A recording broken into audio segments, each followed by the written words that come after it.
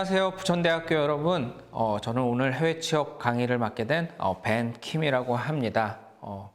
여러분들 지금 코로나 때문에 많이 답답하시겠지만 또 해외 취업에 대해서 또 글로벌 인재 양성에 대해서 여러분들의 많은 관심을 가지고 있어서 학교에서 이렇게 좋은 프로그램 만들어 주셨고, 저는 여러분들하고 파트 1부터 파트 3까지 글로벌 인재 및 코로나19 국가별 상황, 그리고 파트 2에서는 국가별 해외 취업 진행, 그 다음에 파트 3에서는 그래서 여러분들이 준비해야 될 지금의 상황에 대해서 여러분들한테 설명을 드리도록 하겠습니다. 그러면은 부천대학교 학생 여러분도 글로벌 인재가 되고 싶고 해외 취업을 상당히 많이 하고 싶을 텐데, 그러면 내가 과연 글로벌 인재가 될 수 있고 해외 취업을 할 수 있을지, 그거에 대해서 여러분들한테 설명을 드릴게요. 여러분들이 생각하는 글로벌 인재 누가 있을까요? 저는 글로벌 인재로 하시는 분을 손흥민 선수라고 생각을 합니다. 유럽 프리미어리그에서 종횡무진 대한민국 국기 성향을 하면서 많은 활약을 하고 있죠. 영국에서 완전 영웅으로도 추대받고 있는데요. 이 손흥민 선수, 그럼 특별한 비자로 가는 게 아니라 이 손흥민 선수도 여러분들이 영국에 취업을 했을 때 똑같이 취업 비자로 진행이 됩니다. 취업 비자를 발급받기 위한 서류도 제출을 했고요. 그 다음에 취업 비자가 나오기 전에는 한국에서 출국을 못하고 있었죠. 그래서 똑같은 비자를 가지고 있고요. 그 다음에 또 한 분이 있습니다. 메이저리그에서 또 활약을 하고 있는 류현진 선수. 이 선수도 여러분들이 미국에 취업을 할 때 똑같은 취업 비자로 진행이 되고 똑같이 세금을 내고 똑같이 주급을 받고 세금을 내고 있습니다. 그래서 해외로 진출하는 것에 대해서는 운동을 잘한다고 유명 인사라고 해서 특별한 비자를 받는 게 아니라 똑같은 외국인이라는 외국인의 취업 비자를 받고 진행이 되고 있는 거죠. 그래도 제가 생각하는 글로벌 인재가 한 분이 있는데, 이분은 누굴까요? 셰프 에드워드 건입니다. 상당히 유명하시고 대한민국의 한식화를 세계로 알리게 된 셰프 에드워드 건인데요. 이분 같은 경우는 제가 글로벌 인재로 생각하는 게 해외 취업을 하기 위해서 그냥 단순하게 이력서를 내고 진행을 한 게 아니에요. 내 전공까지 바꾸면서 어릴 때부터 준비를 해왔습니다. 한식의 세계화를 알리기 위해서 강릉 영동대학교의 프랑스 조리학과를 졸업을 했고요. 졸업을 한 다음에 산학협력으로 서울 리츠칼튼 호텔에 현장 실습으로 들어가서 취업으로 연계까지 됩니다. 여기서 글로벌 인재가 된 거라는 아니죠. 여기서 단순하게 끝난 것이 아니라 새벽에는 영어학원을 다니면서 내가 한식의 세계화를 알리기 위해서 미국으로 선점을 하고 외국인 주방장한테 내가 미국으로 진출할 수 있는 그런 방법에 대해서 상당히 노력을 하고 꿈을 꾸게 되죠. 결론은 2001년도에 리츠칼튼 호텔로 진출을 해서 주방장이 되었고, 수석 주방장이 되어서 남들은 7, 8년이 돼야지 수석 주방장이 되는데 초고속 승진으로 3년 만에 수석 주방장이 됐습니다. 거기서 끝나지 않고 계속 노력을 하며 인재 양성을 하고 있고요. 그래서 두바이에 수석 주방장이 되었고요.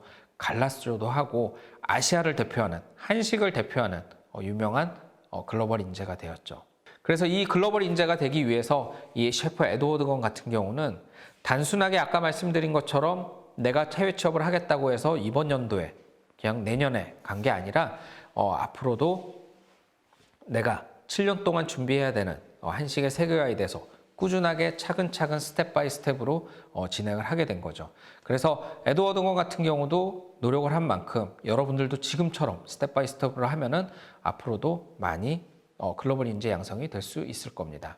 저에 대해서 잠깐 소개를 해드릴게요. 저는 체육고등학교를 나오고 체대를 나왔고 아이스하키랑 스키를 전공을 하면서 대학을 마무리를 지었습니다. 그런 와중에 29살 때 캐나다로 훌쩍 어학을 배우고 싶어서, 영어를 배우고 싶어서 캐나다로 떠나게 되죠. 이 캐나다 같은 경우는 어학시설이 상당히 잘 돼 있기 때문에 언어 배우기가 상당히 좋았고 6개월 안에 많은 성과를 거뒀지만 한계점이 나오는 겁니다. 그래서 이 방법을 한계를 넘기 위한 나의 고민을 많이 하다가 제가 체육을 전공을 했기 때문에 토론토 YMCA에서 인턴십 프로그램을 진행을 했죠. 뭐 수영장 보조도 할 수도 있고요. 그 다음에 키즈 캠프에 가셔가지고 애들 라인업도 시키고 또 발런티어링으로 휠체어도 하면서 나의 어학 실력이 구어체가 상당히 많이 늘어난 겁니다. 그래서 거기서 생각을 했어요. 대한민국 청년들이 단순하게 어학을 배우는데 끝이 나는 게 아니라 인턴십 또는 경력, 일을 하면서 어학을 배우면은 그 어학 실력은 많이 향상이 되겠구나 라고 생각을 해서 이 업을 한국으로 돌아와서 10년째 하고 있는 겁니다. 내가 캐나다에 있었을 때도 단순히 그냥 공부만 한 것이 아니라 견문을 넓히기 위해서 미국으로 시애틀, 샌프란시스코, 로스앤젤레스, 샌디에고 여러 군데를 돌아다니면서 경력과 많은 경험을 가지고 왔죠. 그래서 그 경험을 가지고 여러분들의 글로벌 인재 양성, 또한 여러분들이 글로벌 인재 양성을 하기 위해서 많은 정부에서 도움을 주고 있고, 또한 저는 취업이 보인다에도 나오고 여러분들의 해외 취업을 위해서 많이 노력을 하고 있습니다. 그런데 지금 코로나라는 상황 때문에 여러분들이 해외 취업을 하는데 상당히 어려움을 가지고 있죠. 이 코로나 2020년 3월 10일 날 WHO의 팬데믹 선언으로 인해서 코로나19가 전 세계로 확산이 되면서 국가 봉쇄령이 내려지다 보니까 취업 비자를 발급을 받을 수가 없어서 해외 진출을 하는데 어려움을 많이 가지고 있습니다. 그러나 지금 요즘에는 백신이 많이 발생이 되고 있고요. 백신이 파급적인 효과를 나타내면서 코로나도 곧 종식이 될 거라고 그렇게 믿고 있습니다. 그러면 과연 이 코로나 때문에 우리가 해외 진출을 멈춰야 되느냐? 아닙니다. 언젠가의 해외 진출, 또한 세계는 하나이기 때문에 해외 진출의 꿈은 여러분들 포기하시면 안 되고, 또한 코로나 때문에 더 국내에서 준비를 많이 하셔야 돼요. 어학이라든지 여러 가지 상황을 준비를 해야 됩니다. 그래서 국가별로 코로나 상황이 어떤지 제가 지금 설명을 해드릴 테니 내가 희망하는 국가가 어떤 상황에 있는지 그거에 대해서 한번 알아보도록 하시죠. 자, 먼저 미국이죠. 미국은 해외 취업을 제일 많이 희망하고 있고 많은 학생들이, 많은 지원자들이 미국으로 진출을 희망을 하고 싶어 합니다. 그래서 미국의 코로나19 상황을 보시면은 제일 먼저 셧다운을 하고 대사관을 오픈을 안 시켰습니다. 그래서 뭐 6월 4일 날 다시 리오픈 한다라고 했는데 비자의 발급은 또 중단을 했었죠. 그 다음에 전 트럼프 대통령께서 J1 행정명령을 6월 23일 날 대사관은 오픈을 시켰는데 J비자 또한 H비자 여러분들이 받을 수 있는 취업비자는 중단을 시켰습니다. 이것 때문에 많은 기업들이 어려움이 있었었고 대한민국 청년들이 또한 세계 청년들이 해외로 진출하는데 많은 어려움이 있으셨죠. 그리고 비자 업무가 또한 7월 20일 날 재개가 됐지만 학생 비자부터 여러분들 재개가 됐다라는 거 아시고요. 지금 그래서 코로나 현지 취업자들 지금은 바이든 대통령이 당선이 된 후부터 비자가 원활히 발급이 되고 있고 3월부터 저번 달부터는 정상적으로 기업에서도 인턴들을 또 취업자들을 받고 있습니다. 그래서 저희가 보낸 인턴들한테 연락을 해서 한번 봤더니 지금 비버튼이라는 도시에서 좀 약간 외곽 지역에 있는데 확진자 나오기로 한 걸까 할 생각 정도로 조용하고 안정적이랍니다. 그리고 마스크도 착용하고 있고 거리에 사람들이 많이 없다라고 볼 수 있죠. 또 다른 취업자를 보면은 너무 잘 지내고 있다라고 하는데 한국에서 걱정하고 있다는 거는 정반대라고 합니다. 미국은 지금 백신을 많이 맞고 있고요. 미국의 상황도 많이 좋아지고 있다라는 거, 안정적이라는 거 여러분들이 이 카톡을 보내서 알 수 있을 것 같습니다. 그래서 많이 궁금하실 텐데 그러면 내가 인턴이 되고 정규직이 되고 취업자가 되면은 준하는 조치가 이루어지냐? 맞습니다. 모든 회사들이 정직원이든 인턴이든 취업자의 차이를 두지 않고 회사만의 내교 또는 CDC 질병관리본부죠. CDC의 방침에 따라서 예방교육 및 확진 시에 병원 안내 경과 체크 등을 통하여 진행을 하고 있습니다. 그 다음에 여러분들이 가실 때는 무조건 인슈어런스를 들어야 되기 때문에 그 비자 보험이 다 되고 있습니다. 또한 인턴 사원들도 백신을 맞을 수 있나요? 라는 질문이 있는데 인턴들 모두 백신 접종이 무료로 가능합니다. 한국과 마찬가지로 65, 그러니까 65세 이상, 또 older people들이나 essential worker, 그러니까 그 밀접한 사람들 위주로 먼저 접종이 가능하고 순차적으로 백신을 맞을 수가 있는 거죠. 그래서 미국은 지금 비자가 풀려 있고 그 다음에 여러분들이 가셔서 안전하게 지낼 수 있다는 거죠. 자, 싱가포르 같은 경우는 전문대학 전문학사들이 많이들 진출을 하고 있고 또한 한국에서 그나마 미국보다는 가까운 영어권의 국가이기 때문에 또한 대한민국 청년들이 두 번째로 많은 취업 비자를 가지고 싱가포르로 진출을 하고 있습니다. 싱가포르 같은 경우는 강력합니다. 싱가포르는 작년에 코로나가 발생되자마자 서킷 브레이커라고 완전 폐쇄를 시켰어요. 3, 4인 이상 모이지도 못하게 나갔고요. 그 다음에 줄도 못 쓰게 돼 있고 여러 가지 강력하게 국가를 봉쇄를 했죠. 그래서 작년 6월 1일 날 해지는 되긴 되었는데도 비자 같은 경우는 발행을 시키지 않고 있었습니다. 지금 상황을 정확하게 말씀드리면은 2020년 9월부로 호주, 뉴질랜드 특정국으로부터 관광객 유입은 시작은 되었습니다. 그러나 한국, 싱가포르 비즈니스를 비롯한 필수 인력 대상 입국을 정착 간소화라는 패스트 라인은 점점 중단이 지속되고 있어요. 그게 이제 저번 달까지 2021년 2월 달까지고요. 이런 것 때문에 아직은 취업 비자 발급은 힘든 상황이었었는데 지금부터 발급은 되고 있습니다. 그건 뒤에 좀 말씀드리고요.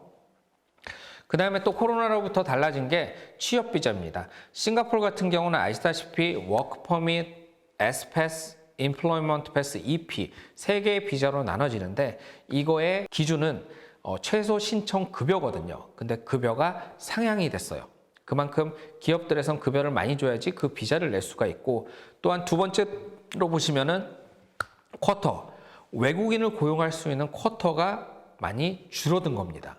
그래서 워크 퍼밋 같은 경우는 싱가포르연 10명당 3.8명의 WP를 고용이 가능하나 이게 3.5명으로 내려왔고요. S패스 같은 경우는 2020년 현재 13%에서 올해는 10%로 많이 축소를 했습니다. 그렇기 때문에 취업 비자의 발급이 많이 상태가 좁아진 거죠.